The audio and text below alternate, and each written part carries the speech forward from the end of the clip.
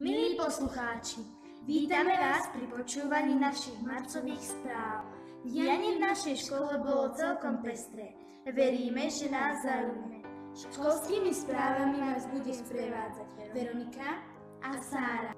Hneď v úvode by sme vám chceli, milí priatelia, poďakovať za to, že ste nám na Deň šťastia prispeli finančnou čiastkou 40 eur aj 20 centov. Veríme, že naše výrobky, ktoré ste si zakúpili, vás potešili. Súčasne ďakujeme za 2%, ktoré takisto poputujú do občianskeho združenia Rúha. Ešte stále s poďakovaním nekončíme, pretože ako každý rok, aj teraz sa naša spojená škola zapojila do dobrovoľnej finančnej zbierky Deň narcisov. V škole a obci sa vyzbieralo spolu 424 eur a 90 centov. Začiatkom mesiaca sa potešili naši lyžiari. Podarilo sa im uskutočniť lyžiarsky výcvik spojený so školou v prírode v Hromci. Okrem toho, že sa naučili lyžovať alebo sa zdokonalili v lyžovaní, zažili, ako tvrdia, aj kopec zábavy. Príjemné bolo, že celý týždeň mali pre seba, pretože boli ubytovaní na chate Drotár. Zúčastnili sa ho žiaci 4., 7. a 8. ročníka. Ako tvrdia, ešte by sa tam radi vrátili. Poďakovanie patrí pani učiteľke Anke Belkovej, ktorá celú akciu zorganizovala. Ako tradične sme si v našej škole pripomenuli Deň vody.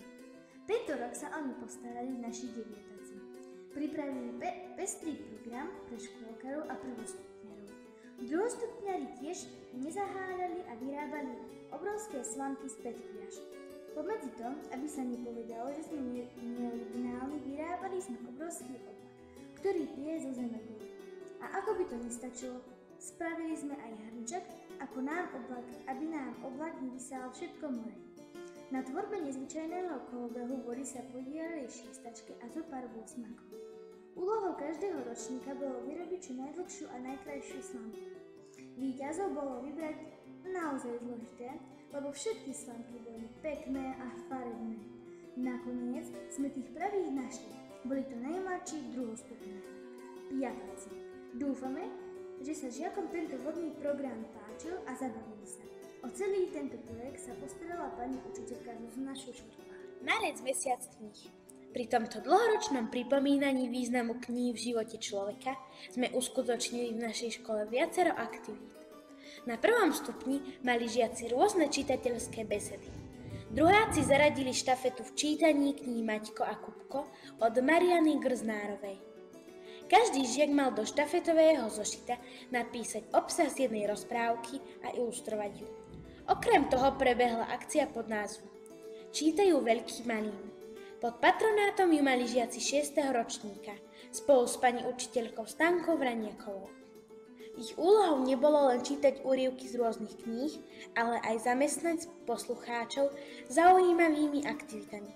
Ani druhý stupeň nezaháľal a zahájil čitateľskú štafetu, v ktorej každá trieda prečítala jednu knihu. Celkom sa nám to páčilo. Boli to také rodinné posedenia.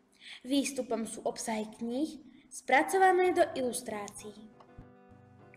A teraz prehovorí v mene učiteľov. Prečo? Pretože sa chcú poďakovať všetkým žiakom, ktorí si na nich Deň učiteľov spomenuli a zagratulovali im. Sme radi, že si našu prácu vážite.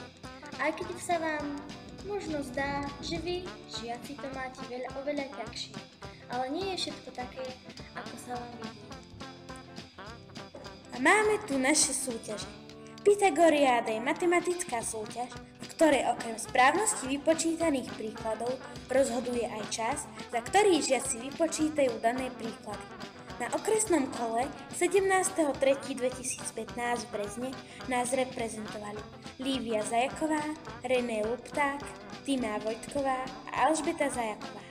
V kategórii P6 úspešne reprezentovala našu spolužiačka 6. ročníka Alžbeta Zajaková, ktorá z prvého miesta postúpila do celoštátneho kola. Gratulujeme a prajeme veľa úspechov. Aj naše vybijanistky sa v okresnom kole umiestnili na krásnom prvom mieste. Teraz sa pripravujú na regionálne kolo. Veríme, že ich úspech bude pokračovať.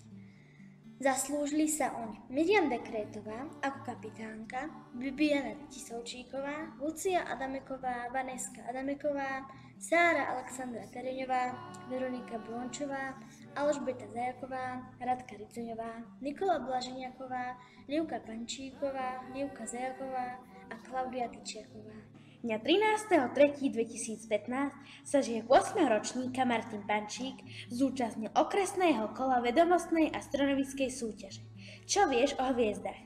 Vo svojej kategórii sa umiestnil na krásnom 2. mieste a našu školu bude reprezentovať v apríli na krajskom kole. Srdečne mu blahoželáme a držíme palce. Gratulujeme! Aj materská škola má svojich slávikov. 16. marca prebehlo školské kolo a v okresnom kole nás bude reprezentovať Marek Vrana. Marek, drž sa, nech sa ti podarí vybojovať víťazstvo. K daltonskému vyučovaniu sa pridali už aj prváci s pani učiteľkou Ľubkou Horskou. Daltonský blok trvá od 2. do 4. vyučovacej hodiny. Naplánované mali a majú témy ako vesmír, draci, z rozprávky do rozprávky a podobne. Pri výbere témy sa podieľajú žiaci. Je založená na slobodnom výbere úloh a spolupráce. 6. ročník je zapojený do výučby s tabletami. Z toho im vyplýva realizácia projektov Experiment a Spoznávame Slovensko. Navštívili Sala Zbojská a Chutu Zbojská, aby ich predstavili ako nádherný kus prírody, nachádzajúcej sa v našom okolí s ponúkanými možnosťami rekreácie. Robili krátke videá, ktoré návštevníkov prezentujú všetky krásy a atrakcie. Druhý projekt Experiment bol realizovaný na hodinách výtvarnej výchovy, kde zaznamenávali experimenty s farbou na videu. Išlo o netradičné techniky na tému abstraktné umenie. Hotové projekty budú zverejnené na našej webovej stránke. ZUŠ, čiže Základná umelecká škola, sa zúčastnila na metodických dňoch akordeónu v Krpačove. Naši žiaci mali možnosť hrať s ozajstným orchestrom. Ktorí to boli? Aurel Adamek, Erik Bálind, Radovan Vlček a Pavol Adamek. O chvíľu tu máme Veľkú noc, Sviatky jary. Neviem, či sa na ňu všetci tešíte, ale chlapci z 1. stupňa nič nevynechávajú na náhodu a vyzbrojili sa zručnosťou. Ako si upliec poriadny prútený korbáč z vrby. Ich učiteľom bol tentokrát pán Medveď, ktorý nám takto venoval svoj voľný čas. Aj pani učiteľky sa stretli, aby sa naučili nové techniky, ako zhotoviť dekoráciu jarných kvetov alebo vymaľovať vajíčka voskovými farbami. Uvidíme, či sa ich výrobky objavia v misijnom bazári, ktorý máme naplánovaný v mesiaci apríl. Milí poslucháči, marec skončil a s ním aj naše marcové spravodajstvo. Prajeme vám, aby aj váš život bol pestrý ako naše akcie a úspešný ako výsledky našej práce. Lúčia sa s vami Sára a Veja.